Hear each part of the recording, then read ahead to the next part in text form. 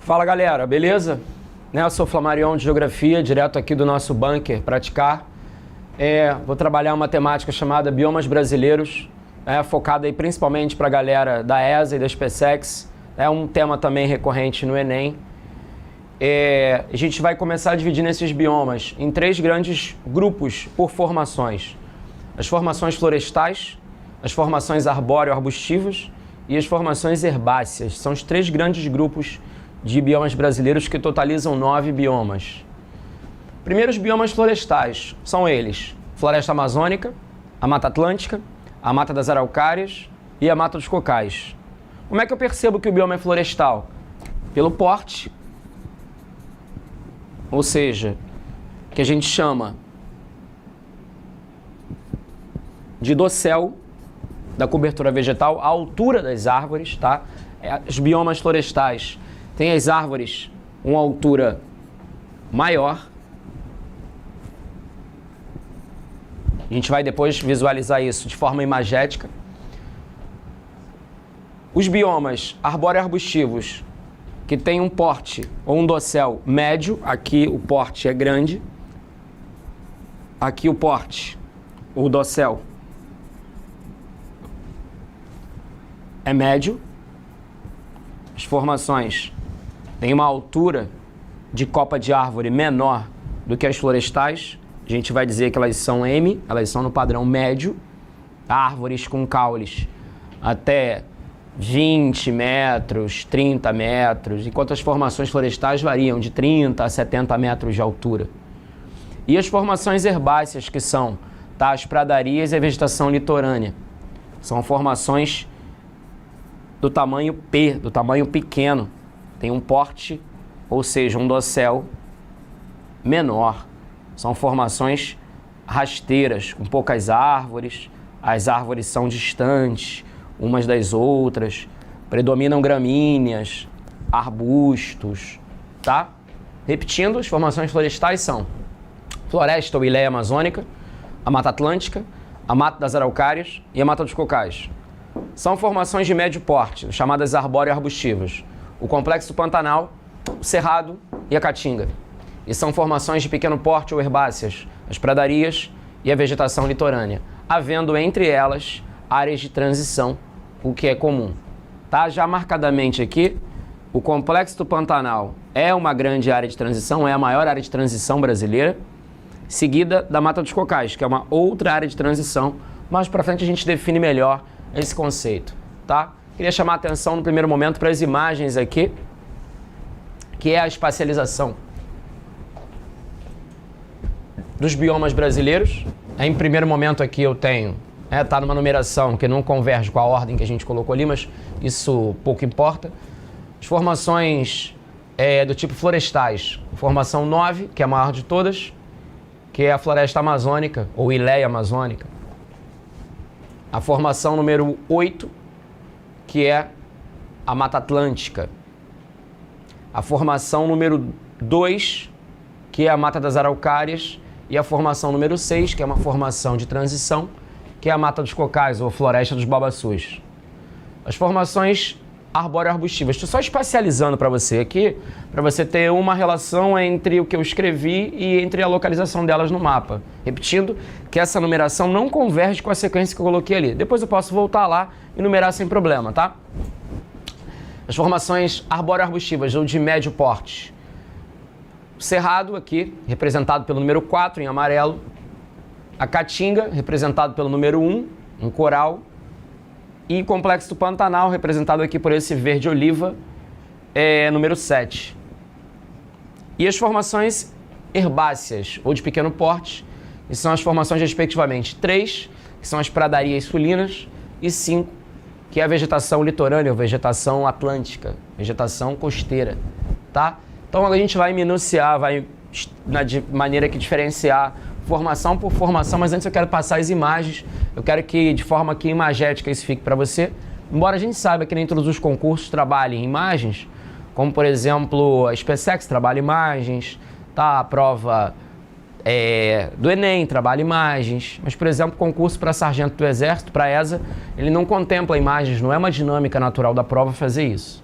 Tá? Essa primeira imagem aqui é a imagem da floresta amazônica, ou Ileia amazônica, uma floresta equatorial, uma floresta muito chuvosa, muito úmida e cortada por vários rios bastante caudalosos. A gente vê um trecho aqui da floresta amazônica, é fácil perceber que a gente está lidando com uma formação florestal, primeiro por conta da densidade, que é um outro fator que está associado a formações de grande porte.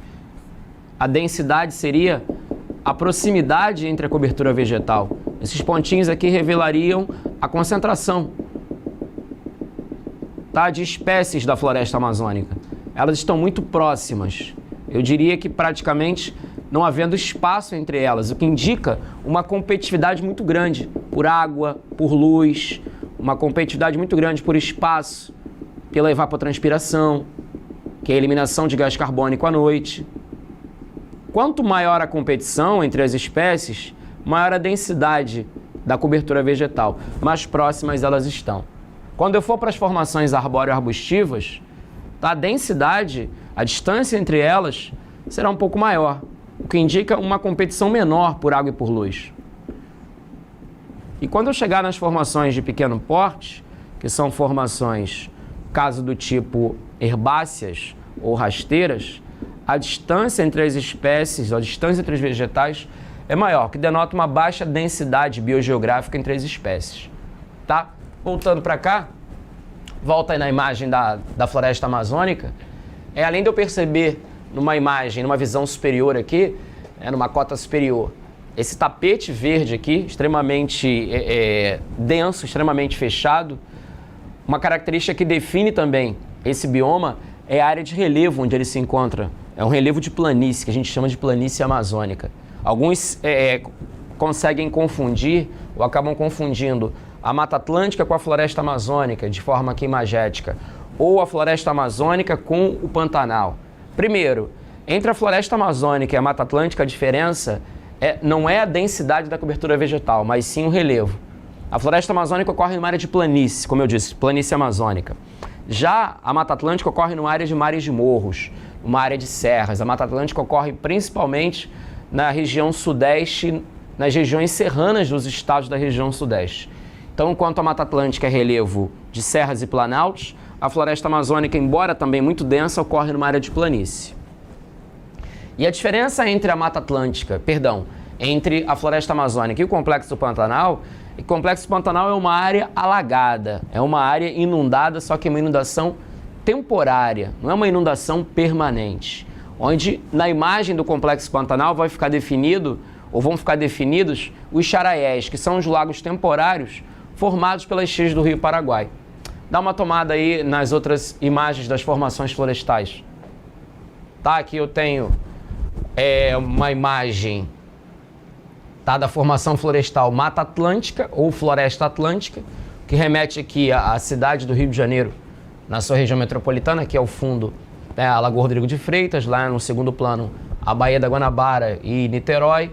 Aqui, ó, os morrotes isolados dos maciços costeiros, como o Corcovado, o Pão de Açúcar, aqui o Morro da Babilônia, o Morro dos Cabritos. Tá? A Mata Atlântica, embora também muito densa, ela ocorre numa área não de planície, mas uma área de elevação, aqui no caso de mares de morros, na cidade do Rio de Janeiro, em formato de pães de açúcar. Chama outra imagem aí. Essa é uma imagem também de uma outra formação florestal, de uma formação florestal não de clima tropical, mas subtropical, porque ela ocorre essencialmente abaixo do Trópico de Capricórnio. Isso aqui é a floresta das araucárias, tá? A espécie mais representativa é a araucária, ou pin do Paraná, que já tem características distintas das formações florestais tropicais, como são a Mata Atlântica, a Mata dos Cocais e a Floresta Amazônica. E a última aí é a Floresta dos Cocais, ou Floresta dos Babaçus, ou chamada Mata dos Cocais, que é uma grande floresta de coqueiros do tipo babaçu. Lembrando que o babaçu é um tipo de coqueiro, mas não o coqueiro que a gente conhece habitualmente na costa litorânea brasileira, dos cocos que são, na verdade, espécimes importados para o Brasil, na época do Brasil colônia, principalmente pelos portugueses, tá? Oriundo aí principalmente da costa oriental africana e da região do sul da Índia, do Madagascar. Tá? Esses babaçuais aqui são espécies tipicamente brasileiros, numa área de transição entre a floresta amazônica e a caatinga. Eles estão numa área que não é tão úmida quanto a floresta amazônica, mas também não é tão seca, não é tão semiárida quanto a caatinga brasileira. Passando aí para as imagens das formações arbóreo-arbustivas, a primeira imagem aí é a imagem do Complexo do Pantanal. Como eu havia dito antes, é uma área de terras baixas, também como a floresta amazônica, mas uma característica dessas terras baixas é um pouco menor a densidade entre a cobertura vegetal. Você consegue observar alguns espaços aqui não preenchidos por vegetação, são áreas de campos mais abertos, áreas de pradarias, áreas de caatinga, tal, algumas manchas de cerrado, com esses lagos temporários formados pelas cheias do Pantanal, que a gente chama de charaés. As partes mais baixas do Pantanal sujeitas às inundações, nós chamamos de charaés. E as partes mais altas, que não são submetidas às cheias, para onde ocorre geralmente o movimento de transumância do gado da pecuária extensiva, são as chamadas cordilheiras, entre aspas. Então é muito fácil perceber a diferença entre o Complexo do Pantanal e a floresta amazônica. Porque no complexo existem esses lagos temporários, embora a vegetação seja plana, mas ela não é completamente revestida de uma camada densa de floresta. Tá passando aí a próxima formação? Tá, essa é uma imagem do cerrado, é o cerrado de forma imagética aqui. Como é que eu sei que é cerrado? O que me faz trazer a ideia de que é o cerrado? Primeiro que é uma vegetação um pouco mais esparsa que as florestais. A disposição das árvores e dos arbustos já não são tão próximos. E o que me dá mais a certeza de que é um ambiente de cerrado é que eu tenho aqui no nosso primeiro plano, ó, uma árvore com os galhos e os troncos retorcidos, o que é uma característica do cerrado, além de um relevo aqui, ó, um relevo planáltico, chapado, né, formado por esses tabuleiros, onde essas árvores, por deficiência na sua formação, acabam sendo com os galhos e troncos retorcidos. Por que isso? Porque nas áreas de cerrado, geralmente, no centro-oeste brasileiro, existe uma quantidade grande de ferro e de alumínio no solo, o que acaba gerando essa deformação no vegetal. Tá? Por isso, é característico perceber que no cerrado as árvores têm os galhos e troncos retorcidos, embora elas tenham um médio porte. Tá? E aí a última imagem, que é da caatinga, uma imagem já muito conhecida, uma imagem já bastante fixada aí no imaginário social coletivo da galera. É uma imagem de formação também arbóreo-arbustiva, que é a caatinga ou mata branca, onde existe uma estação seca, uma estiagem, como a gente fala, muito longa, onde as árvores perdem completamente as folhas, elas são caducifólias, o processo de renovação da folhagem ele é muito lento, e marcadamente aqui, ó, uma espécie que a gente chama de xerófilas ou xerófitas, como é o xique-xique, que está aqui beirando a porção centro-leste da nossa imagem, o centro-direita da imagem. O solo bastante seco, um chão bem pedregoso, bem rachado, um grau de intemperização muito baixo, que torna o solo bem raso, devido à baixa quantidade de água, o que acaba tornando retardado ou mais lento o processo de desgaste químico, que a gente chama de intemperismo químico, cuja principal base é a água. Tá? Passando aí para as formações que a gente chama de formações herbáceas. Aqui eu tenho uma imagem das pradarias sulinas, onde nessas imagens fica bem claro que são campos abertos, onde introduziu-se o elemento da pecuária extensiva para o pasto, um gado adaptado a essas áreas de planalto. Isso aqui fica extremamente localizado no Planalto Uruguai Sul-Rio Grandense, no extremo sul do Brasil, no extremo meridional, na fronteira com o Uruguai, onde esses campos aqui, chamados também de campos de vacarias, foram introduzidos o gado para marcar a posição do Brasil, principalmente nas contendas fronteiriças junto a países como Argentina, Paraguai, Uruguai, em momentos onde o nosso território ainda não estava completamente delineado e completamente definido por tratados que estabeleceram nossas fronteiras de forma contígua. Tá? Então, essa imagem das pradarias reflete o quê? Uma vegetação rasteira, com poucas árvores, e as árvores ocorrendo de forma esparsa. Parece aqui ao fundo que houve uma intervenção humana, onde tem uma capoeira, me parece que foi introduzida de forma que, talvez, eu não consigo definir, mas me parece uma área onde existe um cordão que divide aqui propriedades, ou divide áreas de agronegócio, provavelmente aqui estabelecido por uma vegetação exógena à paisagem, que são, na verdade, espécies europeias, ou uma espécie europeia que a gente chama de eucalipto. Não está muito bem definido aqui para mim, mas eu prefiro mais me apegar no primeiro plano com essa vegetação rasteira, de pouquíssimas árvores, e quando ocorrem árvores, como eu falei lá sobre a densidade, elas estão bem distantes umas das outras, tá? E de pequeno porte. Beleza? E a última imagem é uma imagem bem aprazível, é a imagem da costa atlântica brasileira, nosso litoral único, que é o nosso litoral leste, ou costa atlântica leste, formado pela vegetação litorânea, onde existem ali restingas, manguezais, áreas de cordões arenosos, fazendo parte dessa paisagem extremamente sensível, primeira paisagem tocada, na verdade, a partir do momento em que o Brasil sofre um processo de ocupação forçado, uma ocupação bem agressiva por parte dos portugueses na colonização.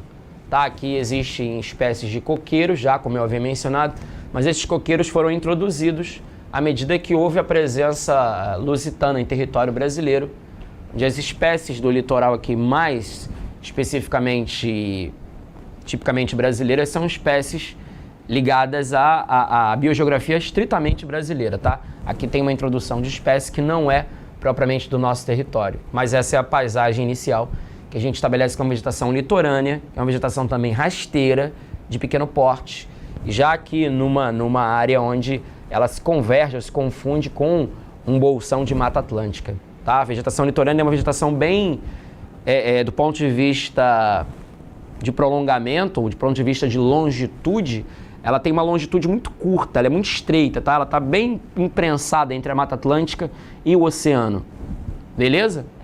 Recapitulando esse primeiro momento aqui, né, a aula 1, a parte 1 sobre os biomas brasileiros. A gente trabalhou sobre os tipos de formações, que são florestais, arbóreo-arbustivas ou herbáceas, lembrando que as florestais são de grande porte, arbóreo-arbustivas são de médio porte e herbáceas de pequeno porte. No grupo das florestais eu tenho a floresta amazônica, a Mata Atlântica, matas araucárias e a mata dos cocais. Embora pertençam a um grande grupo, cada qual tem, tá, as suas características intrínsecas e tem suas atividades predatórias, ou seja, os processos de agressão que levam ao desflorestamento de cada uma delas. Num próximo momento a gente vai esmiuçar cada formação e vai falar sobre os processos de destruição de cada uma. As arbóreo-arbustivas, que são o complexo pantanal, o cerrado e a caatinga. E as formações herbáceas, que são as pradarias e a vegetação litorânea. Aluno, é fundamental você cruzar essas formações com a posição geográfica delas no mapa que você está trabalhando. Ou seja, não adianta você saber todas as informações sobre cada bioma ou tentar decorar isso, porque não vai rolar.